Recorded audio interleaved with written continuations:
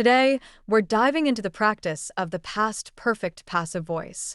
This is an important aspect of English grammar that can really enhance your communication skills. So let's get right into it. I'll provide you with 10 sentences, and your task is to transform them into the past perfect passive voice. Remember, the past perfect passive is used to emphasize the action that was completed before another action in the past. Let's start with the first sentence. I had finished my homework before I went to bed. Think about how you can shift this into the passive voice. Next, we have a negative sentence. She had not eaten dinner when I arrived. This one is a bit tricky, but it's a great opportunity to practice. Now, let's move on to an interrogative sentence. Had they traveled to many countries before they settled down?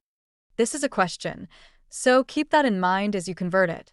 For our fourth sentence, we have a WH question. Where had he written his famous novel? This one will require you to think about the structure carefully. Now, let's look at another positive sentence. We had studied English for 3 years before we moved to the US. This is a straightforward one, but don't let that fool you. There's still a lot to think about. Next up is another negative. The company had not expanded its operations before it was sold. This is a great example of how the passive voice can change the focus of the sentence. Moving on to another interrogative. Had the chef cooked a delicious meal before the guests arrived? Remember to keep the question format in mind as you work through this one. Now, we have another WH question. How many books had she read before she graduated?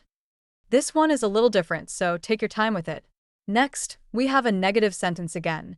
The students had not completed their projects before the deadline. This is a good chance to practice negation in the past perfect passive.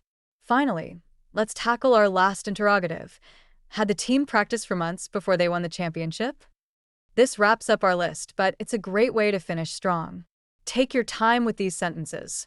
Remember, practice makes perfect. If you find this exercise helpful, consider subscribing to Englishly.